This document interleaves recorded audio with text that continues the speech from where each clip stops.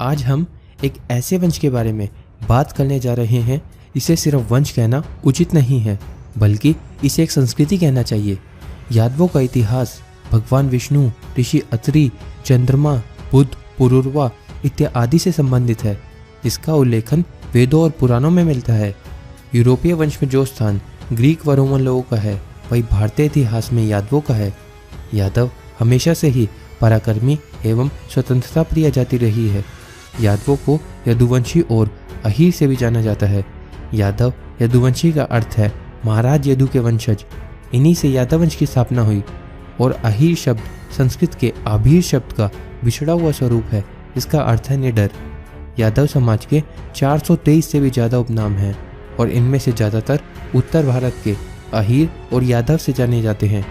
और दिल्ली, हरियाणा, राजस्थान और उत्तर प्रदेश के कुछ इलाकों में इन्हें राव साहब से भी बुलाया जाता है। हरियाणा राज्य का नाम अहीरों के नाम पर ही है। हरि प्लस आना से मिलकर बनता है हरियाणा। हरि का अर्थ है भगवान विष्णु और भगवान श्री कृष्ण, और आना का अर्थ है वहाँ आए। तो महाभारत के टाइम भगवान श्री कृष्ण, जो विष्णु भगवान का स्वरूप है, यहाँ आए थे। तो इस प्रकार इस राज्य का नाम उन्हीं के नाम पर है। और भगवान कृष्ण ने अहीर वंश में जन्म लिया था, तो पहले इसे आभीर प्लस आना, आभीराना बोला जाता था। पर समय के साथ भाषा के बदलाव के कारण अहीराना और आखिर में हरियाणा हो गया। भारत की कुल आबादी का 22% भाग यादव वंश का है। भारत का 12.7% व्यापार यादव समाज के लोग करते हैं। भारत के अलावा नेपाल, श्रीलंका, पाकिस्तान, बांग्लादेश, रशिया और मध्य पूर्व में यादव मौजूद हैं, और इसलिए इन्हें दुनिया के इतिहास की सबसे बड़ी जाति भी कहा जाता है। देश की आबादी के अलावा यादवों ने राजनीति, अर्थशास्त्र, इतिहास, विज्ञान, सैन्य, खगोल विज्ञान और अध्यात्म में एक बहुत बड़ा योगदान दिया है। यादवों को हिंदू धर्म में क्षत्रिय वर्ग की श्रेणी प्रदान की गई है, और इस वंश में अनेक शूरवीर एवं चक्रवर्ती राजाओं ने जन्म लिया, जिन्होंने अपनी बुद्धि, बल और कौशल से अनेक साम्राज्य की स्थापना कर भारत और नेपाल में शासन किया। उनमें से कुछ इस प्रकार है। यादव डायनेस्टी, जिसे सीवना यादव डायनेस्टी से भी जाना जाता है, एक शाही भारतीय डायनेस्टी से प्रसिद्ध है, जिसने अपने चरम पर तुंगाभद्रा से नर्मदा नदियों तक फैले एक साम्राज्य पर शासन किया, जिसमें वर्तमान में महाराष्ट्र, उत्तर कर्नाटक और मध्य प्रदेश के कुछ हिस्से शामिल हैं। यादव वंश की राजधानी देवगिरी थी, जिसे आज वर्तमान में महाराष्ट्र में दौलताबाद से जाना जाता है। यादवों के राजा ही मैसूर के महान राज्य और नेपाल के शासक बने।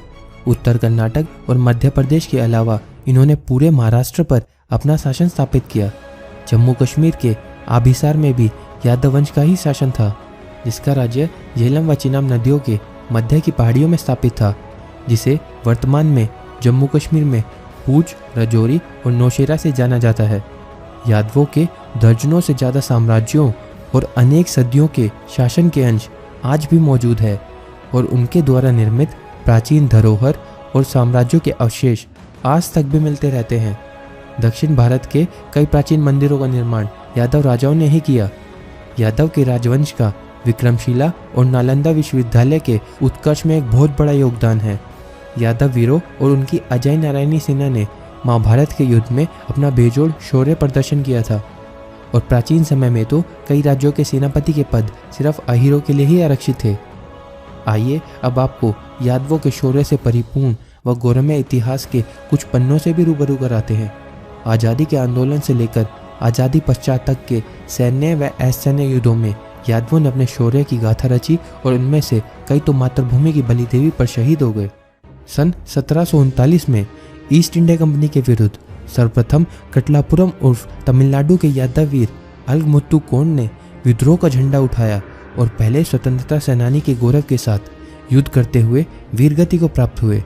सन 1848 में रेवाड़ी हरियाणा के राव गोपाल देव, जिन्होंने अकेले ही 28 अंग्रेजों को मार गिराकर यादव पराक्रम का परिचय दिया।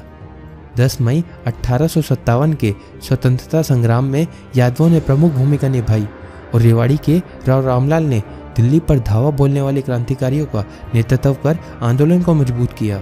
18 नवंबर 1857 को स्वतंत्रता क्रांति के प्रमुख नायक रेवाड़ी नरेश राजा राव तुलाराम ने नारनौल हरियाणा में जनरल गोराल और उनकी सेना को जमकर टक्कर दी, और इसी युद्ध के दौरान राव कृष्ण गोपाल ने कोराल्ट के हाथी पर अपने घोड़े से आक्रमण कर कोराल्ट का सर तलवार से काटकर अलग कर दिया और आंदोलन को गति प्रदान की।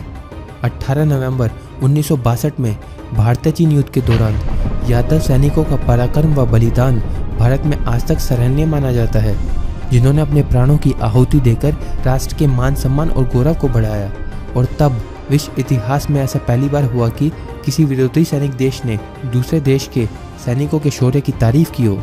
13 कुमाऊं रेजिमेंट, जिसका दूसरा नाम वीर अहिर भी है, के 114 सैनिक जो वीरगति को प्राप्त हुए थे, उन्होंने चीन के 1300 से भी ज़्यादा सैनिकों को मार गिराया था और युद्ध विराम के लिए मजबूर कर दिया था।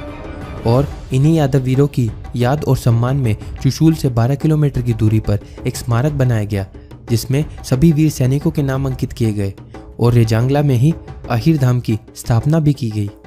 दोस्तों, अब जानते हैं यादव वंश की उत्पत्ति और भगवान श्री कृष्ण के यादव कुल में जन्म के बारे में। संसार के महानतम वंशों में से एक यादव वंश बहुत विशाल है। अन्य जातियां अधिकतम मध्यकाल में अपना उल्लेखन पा सकी, लेकिन यादव जाति इस मायने में वैदिक जाति है कि इनके वंशों का उल्लेखन वेदों और पुराणों में मिलता है। विभिन्न धार्मिक और ऐतिहासिक ग्रंथों के अध्ययन के आधार पर चलो इसे जानते हैं। भगवान ब्रह्मा के 10 मानस पुत्र हुए, जिनमें से एक है ऋषि अत्रि। ऋषि अत्रि से चंद्रमा का जन्म हुआ और चंद्रमा से चंद्रवंश चला, और इसलिए यादवों को चंद्रवंशी क्षत्रिय भी कहा जाता है। चंद्रमा ने बृहस्पति की पत्नी तारा से विवाह किया, जिससे उन्हें बुध नाम का पुत्र उत्पन्न हुआ। बुध से पुरुरवा, पुरुरवा से आयु और आयु के पुत्र हुए नहुष। नहुष के 6 पुत्रों में बड़े पुत्र यति सन्यासी हो गए, इसलिए उनके दूसरे पुत्र ययाति राजा हुए। महाराज ययाति की 2 रानियों से उन्हें 5 पुत्र थे, जिन्होंने संपूर्ण धरती पर राज किया और अपने कुल का दूर दूर तक विस्तार किया। ययाति के पुत्रों से ही समस्त वंश चले। इन 5 पुत्रों में से राजकुमार पुरु में आगे चलकर पांडव हुए थे, और उनके सबसे बड़े पुत्र महाराज यदु से यादव वंश की स्थापना हुई। भगवान श्री कृष्ण का जन्म भी इसी वंश में हुआ। यदु के 4 पुत्रों में से उनके दूसरे पुत्र राजकुमार क्रोष्टा ने राज्य का अधिग्रहण किया और पहले यदुवंशी शासक बन गए, जिनकी करीब 11 पीढ़ी के बाद आए राजा विद्रभ। राजा विद्रभ ने दक्षिण विद्रभ राज्य की स्थापना की, और विद्रभ के 3 पुत्रों में विद्रभ के बाद कृत राजा बने, और फिर कृत की करीब 20 पीढ़ी के बाद आए राजा शातवत। इनके 6 पुत्रों में से 2 ने नेतृत्व किया, अंधक और वृषणी। अंधक वंश में आगे चलकर कंस का जन्म हुआ, और वृषणी में भगवान श्री कृष्ण ने अवतार लिया। वृषणी से देवमिद, देवमिद से सूरसेन, और सूरसेन से वासुदेव का जन्म हुआ, और वासुदेव से श्री कृष्ण का।